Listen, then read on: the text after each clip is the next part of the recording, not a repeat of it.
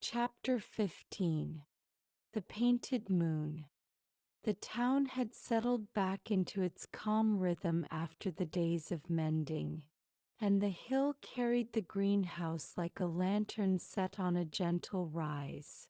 The panes clear again, the seams steady, the plants lifting their leaves in small acts of trust. Aiden walked up each afternoon with his satchel lighter than usual, because he had put his tools back into the hands of their owners and returned screws and cloth to their boxes. And he felt the space where weight had been replaced by the kind of tired that sits kindly on the shoulders. Mira met him at the door with the same quiet smile she had worn on the morning when they tightened the last bracket and wiped the last pane. A smile that told him the room remembered their work and had stored it in its wooden bones. Winter still kept the air cool, yet a silver softness had begun to creep into late day, and the sea lay with a look that promised calmer weather to come. They moved through this week with the ease that follows effort shared. They brewed tea and checked the rosemary and turned the small pots a quarter so each leaf could be fair with the light.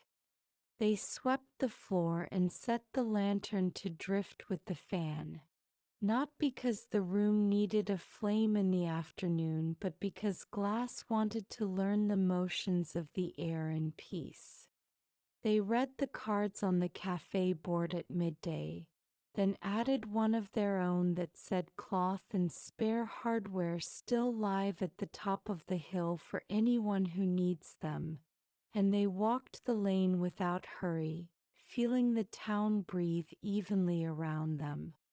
When evening approached, the greenhouse lowered its lamps and turned its panes into a simple mirror for the sky.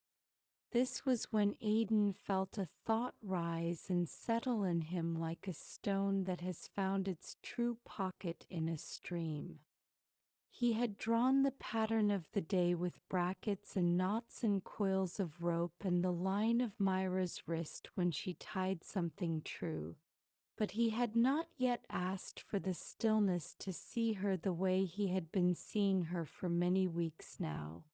The way lantern light lives on her cheek and gathers at the soft place near her mouth when she laughs in the low way only calm brings. The way the plants seem to lean toward her when she moves past them like listeners who know the voice that carries good news. He waited until a clear night so the moon would climb without cloud, and he asked her as they tidied the bench if he might set up a small canvas and try to paint her in this place under late light while the town slept and the sea kept a simple count. She did not answer in a rush. She set the kettle on the ring and watched the first bubbles gather. And then she said the room would like that, and she would like it too if they could make it feel like their other work, steady and honest, with breaks for tea and small laughter at the right moments. He promised to keep the hour slow and kind. He promised to let the painting look for itself rather than push it forward. He promised to paint only what the evening brought and not the idea that had made him ask. They chose a night 2 days later when the moon would be high and a little full. Not a dazzler, only bright enough to teach the glass new tricks. That afternoon he washed his brushes and laid them flat on a clean cloth. He chose a small canvas that fit his hands and his eye and would not shout at the room, and he prepared a simple palette that leaned toward the colors of Mira's world: soft blues, muted greens, warm ivory, a bread crust brown for the bench and the frame, a gentle gold for the lantern, a violet to sit in shadows where the air turns thoughtful. He put a note on the board to say the greenhouse would be closed to visitors after lamplight, and the owner of the cafe smiled and slid over 2 small pastries as a blessing. When he climbed the hill with his satchel that evening, the path felt familiar and a little new, the way a friend feels when they have dressed up a little for a small ceremony. Mira had placed a thin cotton over the bench for the brushes and had set a stool at a comfortable distance for him to stand and rest, and she had moved the lantern lower on its chain so the flame would sit near her shoulder. She had not changed anything else. She wore the sweater she liked on cooler nights and the skirt that moved in the tiniest circles when she turned, and the ribbon the color of seagrass lay once again in her hair, not formal, only present. He thanked her for the careful room and the gentle preparations, then set his canvas on a small stand and touched his palette knife to the paints to wake them. The greenhouse quieted in the way it sometimes does when the air senses a new kind of attention and decides to help. The moon rose above the far line of the water and walked into the panes like a patient guest who had been invited by name. The flame in the lantern learned a smoother curve to its motion, and the pale aqua piece began to collect a round coin of light deep in its center that made the bubble there glow in a calm way, not showy, more like a truth that is not in a hurry. Aiden sketched only a few lines at first. He marked the arc where Mira's shoulder made its gentle turn, the simple fall of hair near the ribbon, the place where the lantern light would meet the curve of her cheek, the tilt of the plant next to her that always seemed to listen with better manners than the others. Then he stepped back and looked at the marks until they stopped being marks and became a plan. Mira stood by the frame that held the pieces, her hand inside the small thing they had built with hooks and knots, fingers near the green square, eyes turned slightly toward the lantern, not pinned in one gaze, only resting in the way people do when they are allowed to be still. He began with warm tones in thin washes, letting the canvas drink before he tried to speak. He found the reflection on the glass with a soft brush loaded with water and a memory of gold, and he lifted it away with a cloth to leave only the trace. He placed a breath of blue along the shadow side of her face where moonlight and lantern light met and had to decide who would lead. He found the brown of the bench and let it hold the green of the plant the way would hold stories, only deeper each year. He painted the lantern last in the first pass because he wanted the room to decide what kind of flame had come to work. And when he finally set the small stroke of yellow-white at the center, the greenhouse made a sound he loved, a sound like a leaf letting go of a drop after it learned what weight it could hold. They took a short break and drank tea. He showed her nothing, because showing midway often makes a painting defend itself before it is ready, and this one did not need to defend anything. They talked about small things, about how the widow had a new tray of parsley that looked like a crowd at a festival, about how the station cat had picked a new spot for naps that caught the day at 2 and 4 and then again at 5 if the weather was fair, about how the bracket at the lower corner had warmed under the sun and carried that warmth late into evening. The kettle clicked as if pleased to be included. The moon climbed higher and the panes gathered a faint mist that wiped itself away and returned. He stood again and built the quiet that must live under any face if it is to be seen. He used the soft violet in places he had learned to trust, under her jaw where a shadow becomes a friend, along the eyelid where thought rests, near the corner of the mouth where laughter waits in case the room asks for it. He painted her hair not as strands but as the way light gathers in soft places, and he let the ribbon be itself, plain and calmer than the brush wanted to make it, because he liked how reality refuses flourish when care is the aim. For a while he did not look at the canvas at all. He simply looked at her and let his eyes feel the minute shifts in the air and the flame and the way her chest lifted and settled. He heard the sea far off like the slow breath of someone thinking. He felt the floor under his feet make its small claims. Only then did he step to the canvas and lay the line that would turn marks into Mira. The small motion in paint that says here is the person we know, not a copy, not a flattery, only a faithful meeting. It came in the form of a single stroke across the bridge where light and shadow resolve into calm, and he felt the brush give a tiny yes through his fingers when it landed.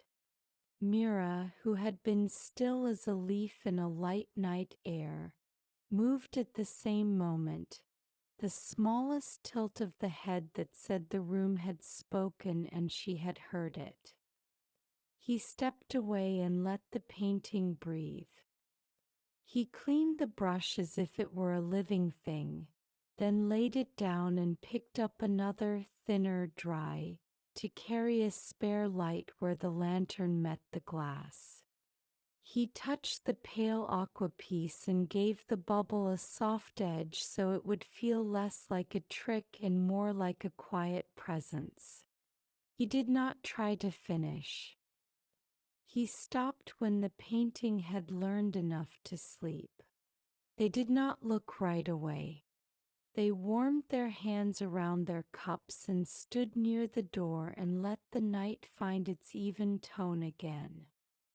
He felt the room return to itself, the plants settling, the lantern drifting. When they finally turned, the canvas held the hour. Mira in the gentle wash of moon and flame, the greenhouse like a patient friend to her left and a row of leaves listening at her right. The lantern a small sun that did not argue with the larger one hiding behind the earth. The bubble in the aqua glass like a breath remembered. She did not step forward at once. She stood at a distance where a person can love the image without trying to repair it, and she tried out different versions of her own face in the air to see if the painting had told the truth. Then she came close and tipped her head and laughed a little in the soft way that makes sound travel along the ribs like a warm note. And she said only that he had kept his promise to be slow and kind. They did not sign the painting. He would do that later, small and quiet, after the room had lived with it through a morning and an evening. Instead, they set it on the bench and let the greenhouse keep watch. The night breathed on, and the town below went on with its own careful tasks of sleep. Aiden cleaned his brushes and packed his paints, then put the canvas where no drafts could find it. Mira untied the ribbon and set it neatly on a hook where a small tool used to hang before the bracket was replaced. She reached under the bench and drew out a shallow tray where a cluster of pale buds waited, buds he had not yet seen before, tucked in a row as if they had agreed to arrive together when the night was right. She told him she had been working quietly on a hybrid of two nocturnal flowers that seemed to like each other when given the chance. One was a small white star that opened only when the air cooled enough to carry a story, and the other was a slender bloom with a faint green vein that held on until morning as if reluctant to let go of a conversation. She had crossed them in the early weeks of winter when the greenhouse learned their names, then cared for the seedlings with the timid hope people save for projects that ask more heart than certainty. The storm had come before she had the courage to show him, and she had hidden the tray under the bench where the wood is warm. During the days of mending, the buds had thickened and become sure. Tonight the petals had begun to loosen as the moon climbed, and now at last they were opening in the steady way living things do when they believe they are safe. He watched the first flower reveal itself. The petals were thin and almost translucent, with a soft white that edged toward ivory where they met and a fine vein of green near the center that matched the thread inside the rosemary sprigs. A faint scent lifted into the air, not sweet, not heavy, more like the idea of a summer porch remembered in winter, with clean water and linen and an early fruit set on a table. The second flower opened beside it with the same steady pace, and then a third, and the lantern caught them and gave them back as little cups of light. He asked her what she would call them, and she did not answer at once. She set her hand near the tray and let her knuckles touch the wooden edge, and she smiled at the simple boldness of the blooms that had chosen this night to trust. Then she looked at him and told him that she had been thinking for days and that the right name had arrived while she watched him work, because the flowers were doing in their own way what he had done for her, taking what was quiet and letting it glow, and the only name that felt honest was Aiden's bloom. He did not seek a dramatic answer to that. He felt his face grow warm in the cool room, and he let the warmth be. He stepped close to the tray and lowered his head until the scent met him like a familiar greeting, and he thanked her in a low voice that stayed inside the greenhouse and did not need to be sent through glass to the hill. She wrote the name that night in the small notebook where she kept requests and weather and hope. She wrote Aiden's bloom in careful letters, then drew a small circle beside it and filled the circle with the pale green she found by mixing two lines on her page. And she added a note about the scent so that later, when the mind tried to edit, the page would remember the truth. They stood together for a long time and let the room learn this new thing. The plants nearby seemed to understand that an arrival had occurred. The lantern rocked and settled. The moon crossed another thin inch of sky. The sea took its time in the dark. When the hour grew late, they placed a cloth tent around the tray to keep a shy breeze from drawing too much of the scent away, and they lowered the lantern to the bench. They did not cover the painting. Aiden wanted the flowers to look at it while they decided who they were. They stepped outside to the top of the hill for a breath and looked down at the square. The cafe window had gone dark, and the fern had drawn its shadow into a neat basket along the sill. The station clock offered the hour and then a calm silence. A few stars stood above the water where the air is often clear. They went back in and made the last cups of the night and sat on the floor this time, backs against the bench, knees up, mugs warm, the kind of posture that tells a room you trust it not to spill a thought from your hands.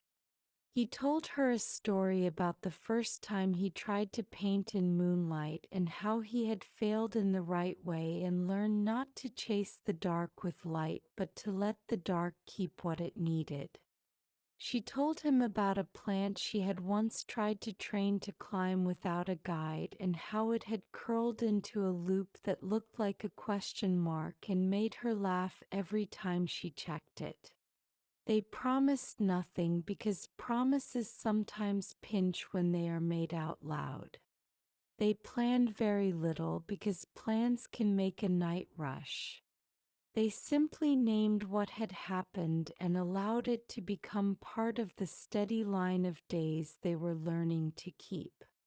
When at last they tidied the brushes and the cups and closed the door and walked down the path, the hill carried behind them a room that had learned two new shapes of light, one on a small canvas that would dry overnight and tell the truth again in morning, and one on a tray where thin petals sat over a faint green vein and made a scent that traveled only as far as it needed to be understood. In the days that followed, the town met both gifts in gentle ways.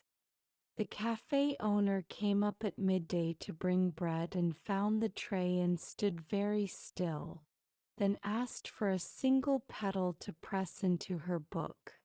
And Mira showed her how to take it without asking the plant to give too much.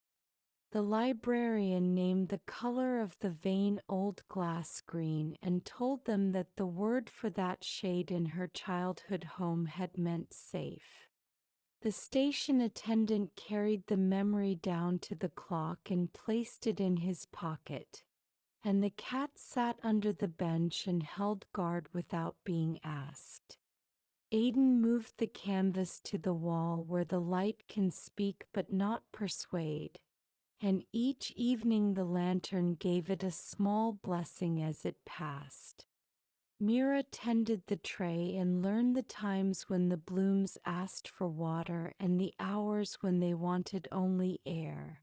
And she took one small plant and placed it near the frame and tied a thread to it so it would learn to lean toward the lantern when evening arrived.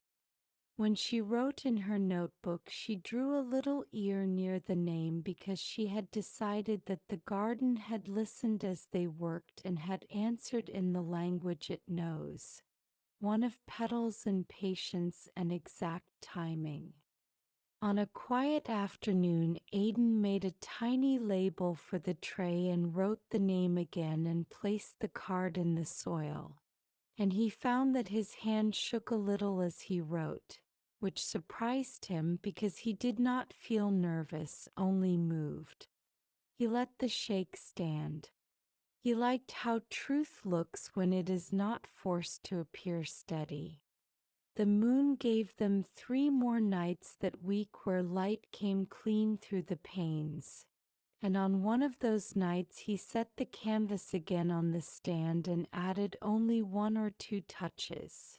A small deepening at the corner of her eye, a whisper of green reflected on the underside of her wrist from the nearby leaf, a line at the edge of the lantern where the glass meets metal and decides to behave. Then he signed in the lower right in letters that did not compete and set the brush down and said nothing and felt everything, and she stepped close and put her hand lightly on his shoulder, and they both looked for a long time because they wanted to teach their eyes the feeling of an honest finish. When the moon thinned and the nights turned a little darker, they missed the silver, but they did not mind because the room had made its own glow. Every evening a bloom or 2 would lift and open when the lantern rose, and the scent would turn the greenhouse into a small porch in a whole world of summer. and their quiet would change shape again and again without needing to be named. The town turned its pages. The clock kept the hours with its old care. The cafe board filled and cleared and filled again. The market offered winter greens and small jars of honey, and the woman at the stall would lift a jar to the light just to see the gold accept the day. On a soft morning, a child pressed her nose to the pane and laughed at the pale green vein, and the laugh carried into the room and made a new kind of mark that required no brush. Aiden drew that laugh later with 3 quick lines in the corner of his book and wrote the word yes next to it and closed the cover and felt that he had learned something simple and final, that some days paint and some days bloom and some days both, and that the best days keep a piece of night inside them the way a bubble sits inside pale glass, visible only when light chooses